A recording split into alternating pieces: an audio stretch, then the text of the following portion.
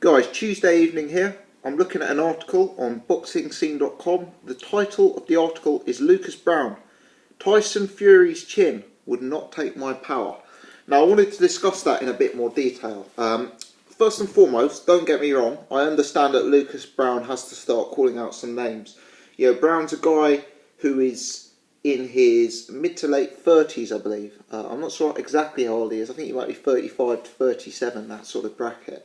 But he's a guy who hasn't earned mega bucks from boxing at this stage in his career. He's a guy who hasn't been in the sort of globally renowned fights against the globally known heavyweights yet.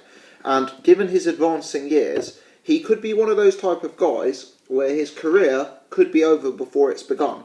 Because, let's be honest, Browne's been very, very inactive of late. And if it takes him 9 months, a year before he gets in the ring again, it's going to start getting to the point where his performances are being negatively affected because of Father Time catching up with him. So I get what Lucas Browne is doing. He needs to make his money now. He needs to make it in his next fight or two.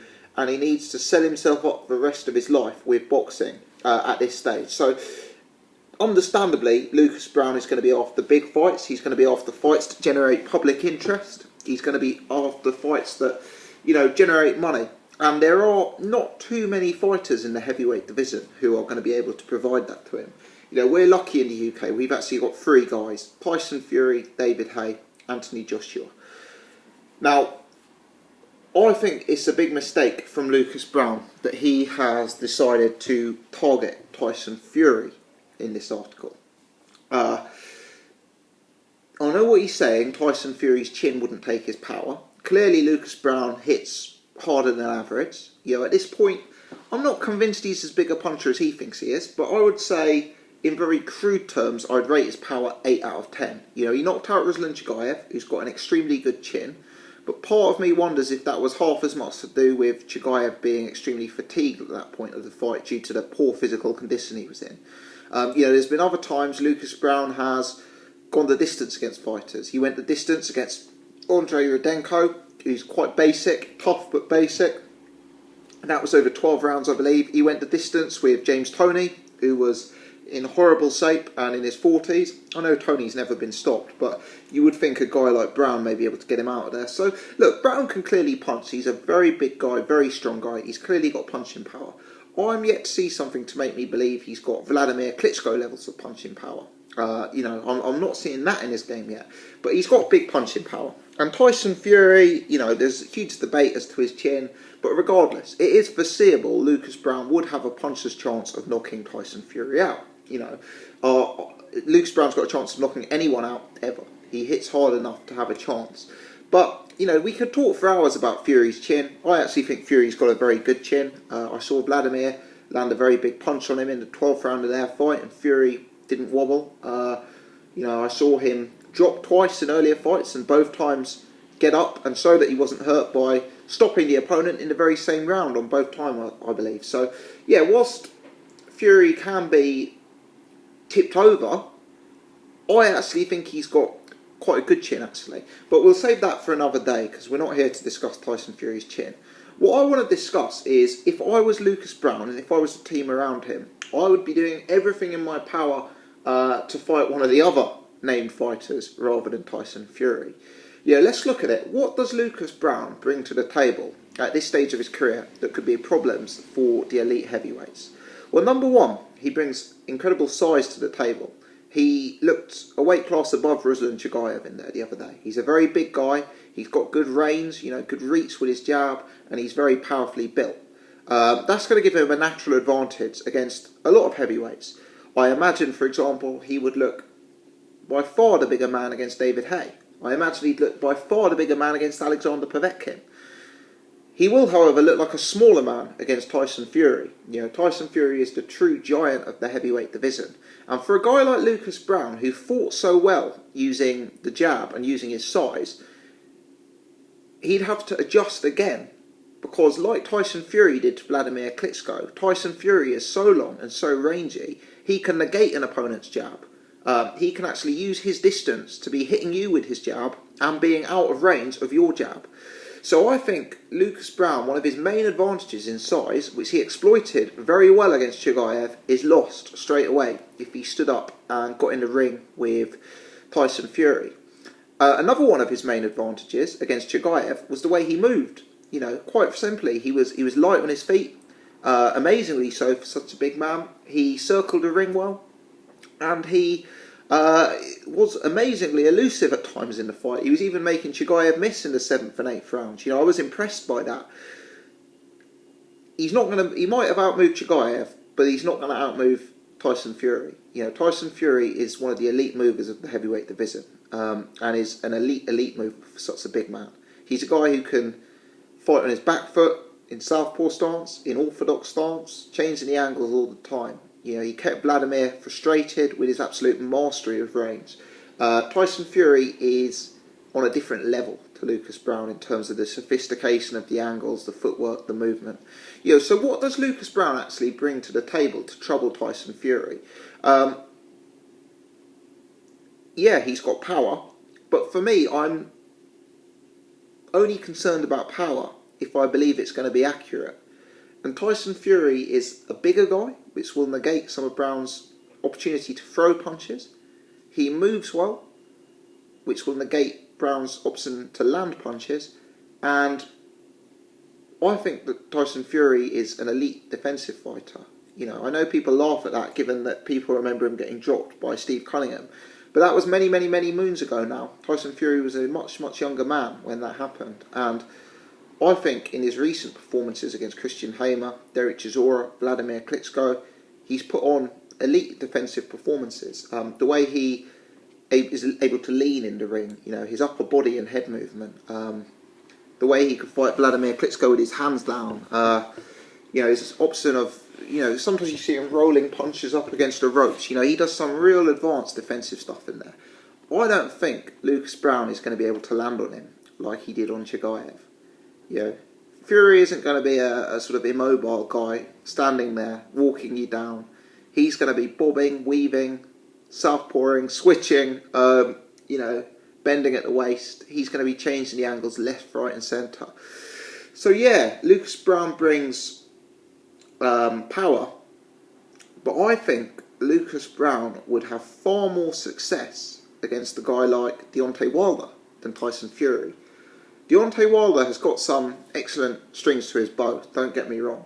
But Deontay Wilder is a guy who is a more aggressive fighter than Tyson Fury. As a result, he's much more defensively open. You know, Deontay Wilder is a guy who comes forward at you. He's not someone with... Yeah, he showed good boxing skills in the Bermain-Stabern fight, but he's someone who often comes straight at an opponent. He's not going to be like fighting a defensive masterclass, picking you off from range like Tyson Fury. He's going to come to engage. And he's defensively open, Wilder. You know, he moves straight back with his hands in the air. As you guys know, I always do the thing he was doing against Spilka, going back like this. He's got no head movement whatsoever. You know, he goes straight back in straight lines. And he's very susceptible to being caught. I mean, we've seen guys like Johan Depar, who's a comparatively basic fighter, you know, mark him up badly. We've seen multiple guys like Eric Molina and Spilka land hard on him. For me, Wilder is a much more attractive fight stylistically to Lucas Browne. Wilder's there to be hit a bit more. Wilder's going to engage more than Tyson Fury. So I just think that it's madness for Browne to even be considering Fury at this stage. You know, what are Browne's weaknesses? For me, Browne's weaknesses are his very, very open defensive. You know, his defensive game is very open.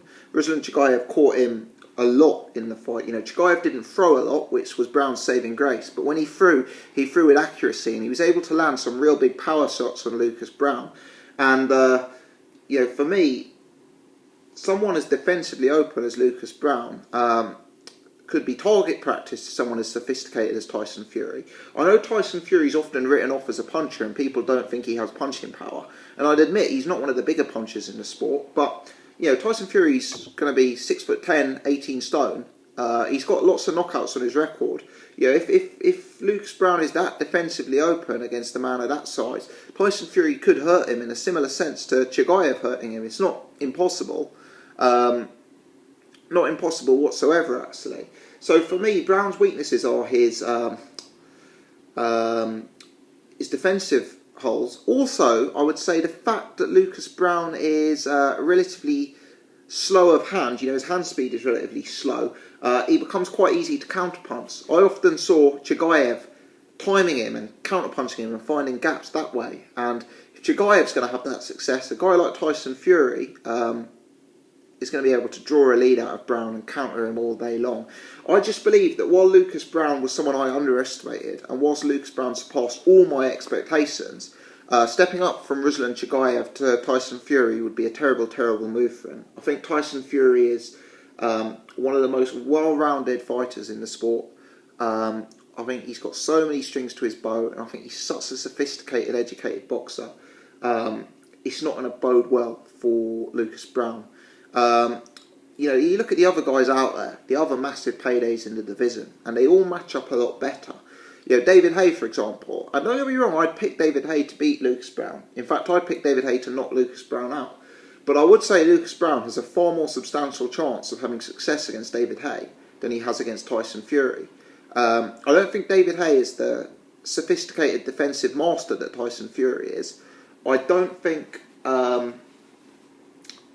David Haye has historically dealt well with fighters who are a lot bigger than him. His devastating performances are against guys who are a similar height. Chisora, John Ruiz. Whenever David Haye has fought the taller guys with range like Valuev and Klitschko, he's become low volume, hasn't he? He's become tentative and cautious. Maybe Lucas Browne could do something like that, and I think he'd have a higher chance of landing his power shots against someone who's slightly shorter like David Haye. Anthony Joshua, I know he's got a big fight, obviously, but Anthony Joshua is a guy who is still incredibly raw. Deontay Wilder. Again, Deontay Wilder, you'd make a favourite over Lucas Browne, don't get me wrong. But Deontay Wilder will come straight at Lucas Browne, and his defensive frailties are there for everyone to see. He's going to be probably the easiest guy to hit out of the sort of elite level names, he's someone who is not defensively responsible and not defensively slick.